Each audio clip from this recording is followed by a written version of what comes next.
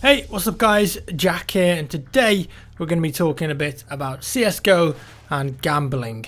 Big changes are coming to the CSGO scene, but not with the game like you might expect, but with the way players are able to use their skins on third-party websites. If you follow the Counter-Strike scene, you may know that there's been some controversy recently with betting and gambling websites. I'm not going to go into detail about it or name specific ones, but I'm sure that you won't find it difficult to work out what it was if you don't already know. The CSGO subreddit has been filled with posts about it. This video isn't about that. So currently, and over the last couple of years, there's been loads of gambling websites for CSGO. They work by utilizing the Steam API to allow the websites to check and take skins from your Steam account to bet with. Some websites let you bet on real game results, so say the result of NIP versus Fnatic for example in a tournament. Then some let you go into pots against other players, so I would be able to put in maybe 10 skins worth $100 and other players would do the same, and then the system would pick a winner. It generally worked in the way that the more money you had in the pot, the more chance you had of winning.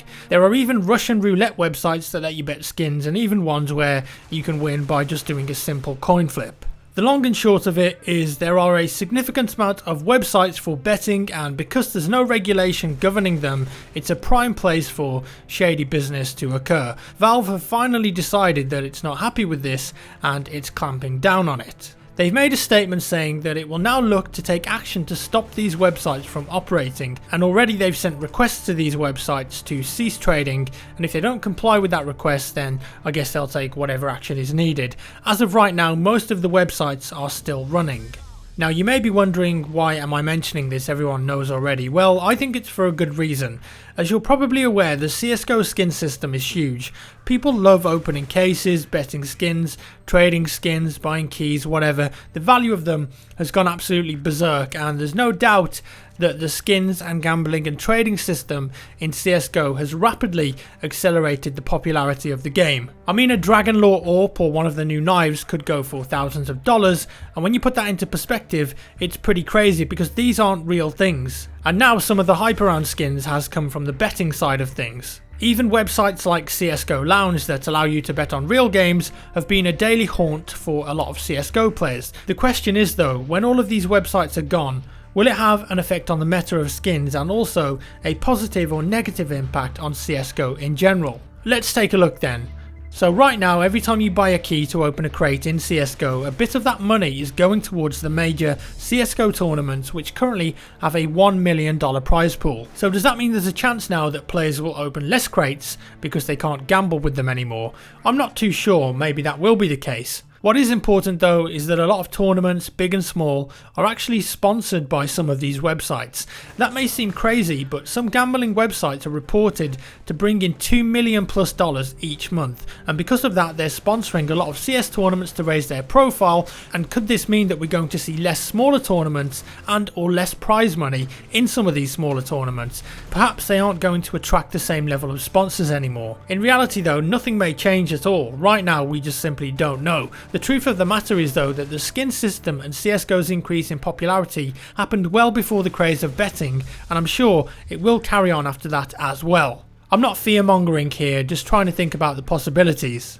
Another thing that's interesting is that there are websites around that allow you to sell skins for real money, such as OP skins, and that website was not listed on Valve's cease letter. Either that means that Valve is fine with it, or it's just simply not their priority right now. But this does mean that people will still have a way to sell skins for more than the marketplace allows, because currently there's a cap on how much an item can sell for on the marketplace, and if Valve look into it, I don't think they'd be too happy about that. It's quite easy for us to say that the whole gambling scene has somewhat tainted Counter-Strike, to be honest.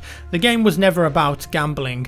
Counter-Strike was successful as a casual game and an esport because it's a damn good game.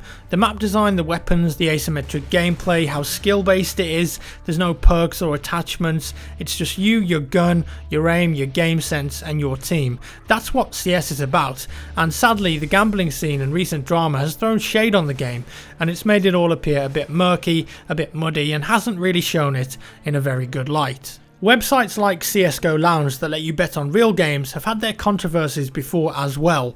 A US team called iBuyPower were found to be betting against themselves and throwing games for skins quite a while ago now, and were banned by Valve for doing it. There are lots of other examples of why these websites are bad for the scene, but I'm sure that plenty of people enjoy them, and I'm not here to say that they're wrong at all in the slightest. If you want to gamble skins or your own money, that's down to you at the end of the day, but right now they simply have to go, because without regulation, it's the Wild West, and currently Valve are enforcing their martial law.